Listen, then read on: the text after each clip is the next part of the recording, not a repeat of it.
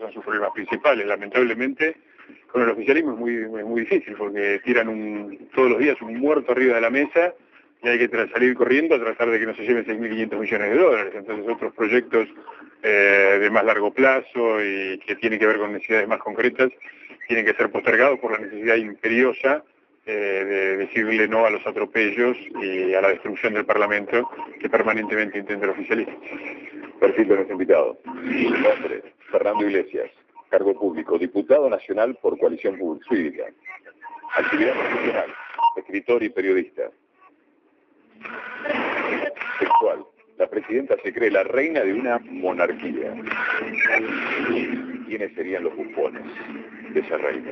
Bueno, no sé si bufones, tenía un pregonero gauchesco y uno compadrito, bigote chico y bigote grande, así que hay para elegir, ¿no? Yo no quiero entrar demasiado en esto. Este gobierno no tiene otra cosa que contradicciones, ¿no? Cuando uno ve que al final de un largo proceso de destrucción de la lógica política, gente que dice que la presidenta diciendo que el problema del país son los ricos, cosa que evidentemente hay que tomar como una autocrítica, o Eve de Bonaccini defendiendo el pago de la deuda, el discurso del oficialismo diciendo que la derecha reaccionaria y colonial no les dejaba pagar la deuda externa, era verdaderamente el sumo. La verdad que este gobierno ha hecho de la destrucción de la lógica política y de la destrucción de la capacidad de pensar su oficio, y están llegando a extremos verdaderamente remarcables, y me parece que ahí hay algo muy fuerte, porque el autoritarismo no es otra cosa que eso, la incapacidad de pensar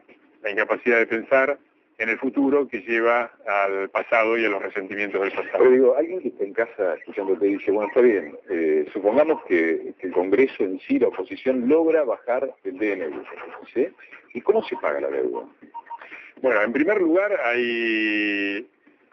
es una respuesta que debería dar el gobierno. El gobierno aprobó un presupuesto hace unos 4 meses, a fines del año pasado, al que nosotros nos opusimos. Nosotros dijimos que era un dibujo, que era una mentira, que era un caso de doble contabilidad típico de organizaciones delictivas, y el oficialismo dijo absolutamente no, es eso.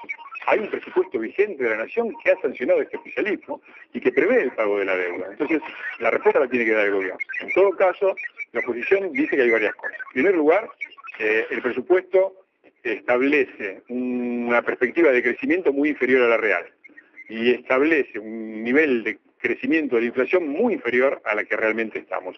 Todos esos elementos, mayor crecimiento y mayor inflación, implican muchísima mayor recaudación impositiva y la posibilidad de enfrentar la deuda. En segundo lugar, es absurdo que la Argentina se esfuerce en pagar los intereses y el capital en un momento de dificultad, con las grandes necesidades sociales que vivimos, con 1/3 de la población por debajo de la pobreza y de la indigencia, del límite de pobreza e indigencia. Un gobierno progresista debería atender a esto prioritariamente, lo que significa pagar los intereses, pero no pagar el capital. El capital se puede refinanciar haciendo cosas razonables, como hacen los demás países de la región, que pagan el 6% anual, porque tienen gobiernos razonables, no tienen un índice destruido, no tienen unos irresponsables al comando del gobierno. Así que las soluciones están en manos del gobierno. Básicamente, con los recursos excedentes se pueden pagar perfectamente los intereses y el capital se puede refinanciar apenas el gobierno dé algún señal de razonabilidad, cosa que no le sale muy bien. ¿Los precios suben o se reacomodan? Bueno, en los países donde la inflación es razonable, digamos un 3, un 4, un 5% anual, los gobiernos dicen la inflación es del 4 o el 5% anual, porque es una inflación razonable. En la Argentina, donde todo el mundo está calculando si vamos a estar por abajo o por arriba del 30%, una de las 3 inflaciones más altas en el mundo, no hay inflación. Y la verdad que el gobierno cae acá en el típico pensamiento mágico, cree que anulando una palabra y cambiándola por otra anula los problemas. Ahora, donde está sentado estuvo Delía hace unos días, y él nos decía, está claro, ningún gremio está pidiendo menos del 25%, ¿sí? O sea que está claro que la inflación es superior al 20 o al 25 o aún mayor. Pero no cabe ninguna. Entonces, ¿por qué no aclaramos los números? Y total, si sirve como referencia para ir a negociar los salarios, no, porque le pagaríamos más a los acreedores, como si ese fuera el dato. No importa si somos serios, si hay o no cifras creíbles, si podemos proyectar, si podemos mirar hacia atrás, si podemos saber dónde estamos parados, solo porque lo justifique ese dato, no pagar más deuda de la que tenemos. Bueno, es muy sencillo. Para después pagarte ese préstamo que te pedí, te presento una contabilidad tuya. Y al rato voy y te pido de nuevo, vos qué interés me cobras. Me decís, bueno, este es lo real que le cobro a cualquier cliente razonable y a vos me asesinás, ¿no? Bueno, la Argentina está justamente en ese problema, cuando la presidenta dice, no tenemos que, es un crimen contra la patria, pagar 13% como prefinanciándonos afuera, oculta algunas cosas. Primero que ya le pagó 16% al coronel Chávez, y vaya si hubo agradecimientos bolivarianos viajando entre Caracas y el Aeroparque en valijas.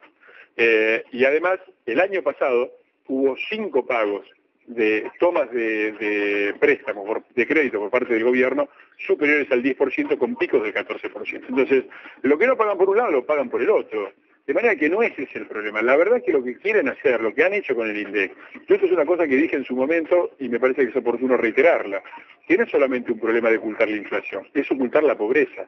El gobierno empieza con esta política de destruir el INDEC en enero, febrero y marzo del año de las elecciones que después llevaron a la elección de Cristina Kirchner, porque al bajar el nivel de inflación, baja la realidad de la canasta alimentaria y millones de argentinos que están por debajo de la línea de pobreza aparecen por encima. La verdad... Yo creo que había un estudio que decía que cada punto eran 100.000 tipos más. 75.000 exactamente. 75. Un punto de inflación... Eso varía 75 bien o 75 mal, y 75 más abajo. Exactamente, exactamente. Si sinceraran el INDEC, tendrían que dar explicaciones de por qué un gobierno que se dice progresista lleva 6 años con una oportunidad que dan la siempre repudiada globalización extraordinaria, la mejor en 200 años de la Argentina, y llegamos después de 6 años con uno de cada 3 argentinos debajo de la línea de pobreza. Ahora, este gobierno va a estar por 2 años más. Sí, así lo marca la Constitución. Uno y medio. 1 y medio, perfecto. Porque... ¿cómo se trabaja desde la oposición? ¿Cómo se crean políticas desde el Congreso para llegar con algún tipo de cambio o aplicando alguna de las políticas que, por ejemplo, se puede interpretar la gente eligió en la última elección parlamentaria? Y es difícil. Escucho consejos en todo caso. Claro. Mira, yo creo que hay un punto fundamental. La gente votó el 28 de junio el no a una forma de manejar la Argentina.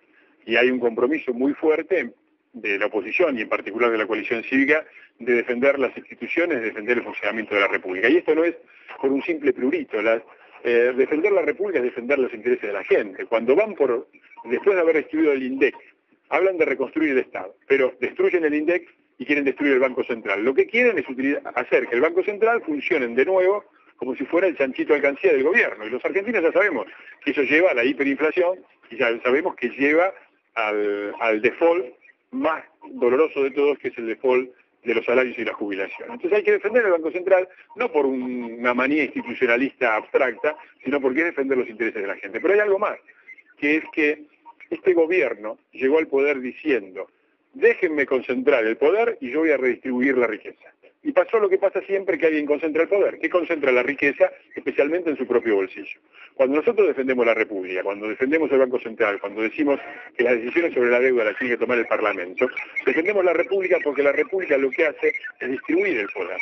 No solamente un ejecutivo monárquico como quiere la presidenta, sino 2 cámaras, un Parlamento, Congreso, Senado, diputados, Poder Judicial, gobernadores. Eso distribuye el poder, y al distribuir el poder y someterlo al escrutinio de los ciudadanos, obliga a distribuir la riqueza. Bien, defendiendo la República, defendemos la distribución de la riqueza verdadera, no el discurso barato de este gobierno. Discutí bastante con Patricia Bullrich sobre el tema, pero ¿no te da cosa, conociéndote, quedar a veces en el Congreso al lado de ciertas personas cuyo pasado, o que creo que están hoy votando en cierta sincera oposición, solo con un oportunismo político?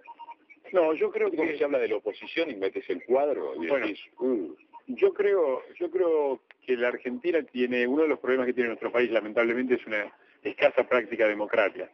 Es decir, las dictaduras han interrumpido el aprendizaje de la democracia, que no se aprende de un día para otro. Entonces, una de las cosas que falta es distinguir lo que son los acuerdos parlamentarios de los acuerdos políticos. Nosotros tenemos una responsabilidad como oposición de hacer acuerdos parlamentarios para defender el funcionamiento regular de las instituciones o una serie de leyes con todos, cuando digo todos los que quieran apoyar esas políticas. Por ejemplo, yo tengo un proyecto, bueno, ahora la presidenta salió a regalar 3 millones de computadoras, pero yo hace un año que tengo presentado un proyecto, un chico una com, que quiere decir, ponémosle